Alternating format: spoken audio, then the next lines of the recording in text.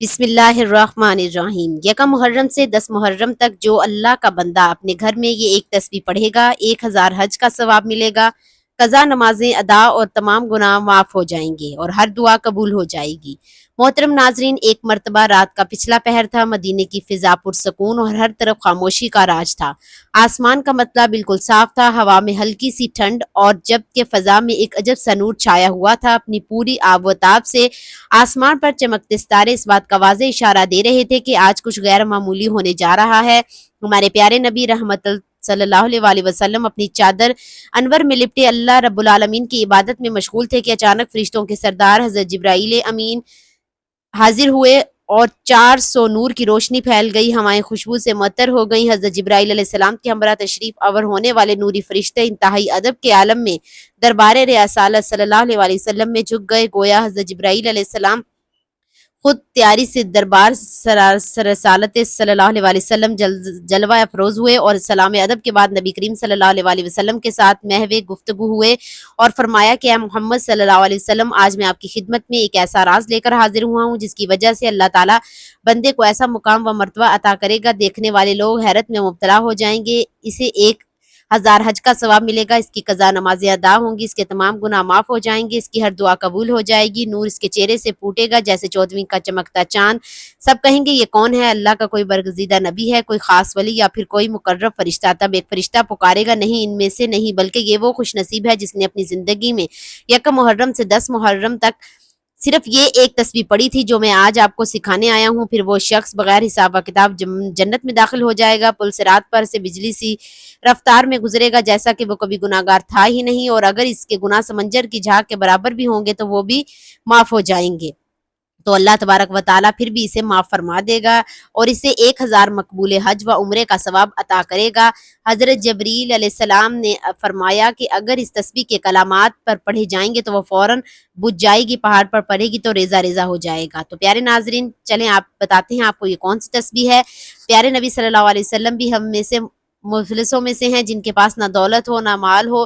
اس پر نبی کریم صلی اللہ علیہ وسلم نے فرمایا کہ میری امت کا مفلس وہ قیامت کے دن نماز، روزہ، زکوٰۃ اور حج لے کر آئے گا، لیکن اس نے کسی کو گالی نہ دی ہوگی، کسی پر تہمت نہ لگائی ہوگی، کسی کا مال نہ کھایا ہوگا، کسی کا خون نہ بہایا ہوگا۔ اگر اس کی نیکیاں ختم ہو جائیں گی لیکن حقوق باقی رہیں گے تو ان لوگوں کے گناہ اس پر ڈال دیے جائیں گے اور پھر اسے جہنم میں ڈال دیا جائے گا۔ نبی کریم صلی اللہ علیہ وسلم نے فرمایا، نبی کریم بنی اسرائیل میں 3 اخشاص تھے، ایک کوڑی، دوسرا گنجا، تیسرا نابینا۔ اللہ تعالیٰ نے انہیں آزمانا چاہا، پس سب سے پہلے کوڑی کے پاس ایک فرشتہ آیا، پوچھا تمہیں کیا چیز سب سے زیادہ پسند ہے؟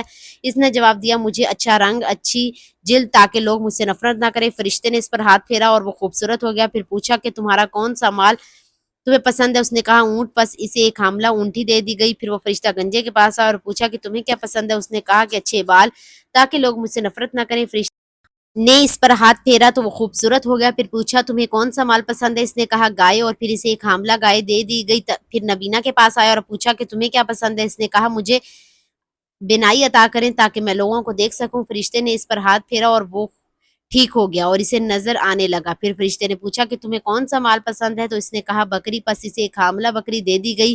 یہ سب جانور بڑھتے گئے یہاں تک کہ ان کے پاس وادیاں بھر گئیں۔ پھر فرشتے کوڑی کے پاس اس کی پرانی حالت میں آیا اور کہا مجھے 2 میں محتاج ہوں۔ اس نے کہا کہ یہ سب میرا آبائی مال ہے۔ فرشتے نے کہا اگر تم جھوٹے ہو تو اللہ تمہیں پہلے جیسا کر دے گا۔ پھر گنجے کے پاس آیا، اس نے بھی انکار کیا، تو اس نے بھی دعا دی کہ تمہیں اللہ ایسا ہی کرے جیسے نبینا کے پاس آیا اور کہا اس میں مسکین اور مسافر ہوں، مجھے کچھ کھانے کو دو۔ اس نے کہا کہ یہ سب مال اللہ کا دیا ہوا ہے، جتنا چاہے لے لو۔ فرشتے نے کہا اپنا مال اپنے پاس رکھ، یہ محض ایک آزمائش تھی، اللہ تجھ سے راضی ہو گیا ہے اور تیرے ساتھیوں سے ناراض ہو گیا ہے۔ تو محترم ناظرین، وقتی نزاکت کو مد نظر رکھتے ہوئے آئیں چلتے ہیں آج کے عمل کی جانب اور آپ کو بتاتے ہیں کہ آپ نے یکم محرم الحرام سے 10 محرم الحرام تک وہ کون سی تسبیح پڑھنی ہے جس کے پڑھنے سے اللہ تعالیٰ 1000 حج کا ثواب عطا فرماتا ہے۔ پڑھنے والے کی تمام قضا نمازیں ادا تصور ہوتی ہیں اور اس کے تمام گناہ معاف کر دیے جاتے ہیں، اس کی ہر دعا قبول کی جاتی ہے۔ تو ناظرین، یہ تسبیح حضرت جبرائیل علیہ السلام کو بتایا ہوا ایک ایسا راز ہے جو اللہ تعالیٰ کو بے حد پسند ہے۔ تو اس تسبیح کو آپ یکم محرم الحرام سے لے کر 10 محرم الحرام تک کسی بھی دن، کسی بھی وقت، آپ کو جب جہاں جیسے وقت ملے، آپ نے سب سے پہلے حضور پاک صلی اللہ علیہ وسلم کی ذات اقدس پر درود پاک کا نذرانہ پیش کرتے ہوئے اس عمل کو کرنا ہے۔ ثواب کے طور پر ایک مرتبہ میرے ساتھ درود پاک پڑھ لیں۔ اللہم صلی علی محمد وعلی آل محمد کما صلیت علی ابراہیم وعلی آل ابراہیم انک حمید مجید اللہم بارک علی محمد وعلی آل محمد کما بارکت علی ابراہیم وعلی آل ابراہیم انک حمید مجید۔ درود پاک پڑھنے کے بعد آپ یہ تسبیح 100 مرتبہ پڑھیں گے۔ لا الہ الا اللہ وحدہ لا شریک لہ لہ الملک ولہ الحمد وہو علی کل شیء قدیر۔ ان کلمات کی ایک تسبیح پڑھنے کے بعد 3 مرتبہ سورہ اخلاص پڑھیں۔ قل هو اللہ احد اللہ الصمد لم یلد ولم یولد ولم یکن لہ کفوا احد۔ پھر سے درود ابراہیمی پڑھ لیں اور اللہ کے حضور دعا کے لیے ہاتھ بلند کریں، پھر پورے یقین، ایمان اور خشوع و خضوع کے ساتھ اللہ کے حضور اپنی التجائیں پیش کریں۔ جو بھی دعا مانگیں گے انشاءاللہ حضرت جبرائیل علیہ السلام کی بتائی ہوئی اس تسبیح کے وسیلے اللہ پاک کی بارگاہ میں قبول و منظور ہو جائے گی۔ یہ تسبیح اس کے راز کی بدولت اللہ تعالیٰ آپ کو 1000 حج کا ثواب عطا فرمائے گا، آپ کی تمام قضا نمازیں ادا تصور کرے گا، آپ کے تمام کبیرہ صغیرہ گناہوں کو بخش دے گا اور آپ کی ہر دعا قبول ہو جائے گی انشاءاللہ۔ اللہ تبارک و تعالیٰ سے دعا ہے کہ اللہ پاک میرا سنانا اور آپ کا سننا اپنی پاک بارگاہ الہی میں قبول و منظور فرمائے، آمین یا رب العالمین۔ اللہ کا ایک خوبصورت نام نیچے کمنٹ باکس میں ضرور تحریر فرما دیجیے۔ اللہ پاک ہم سب کا حامی و ناصر ہو، آمین، جزاک اللہ خیر۔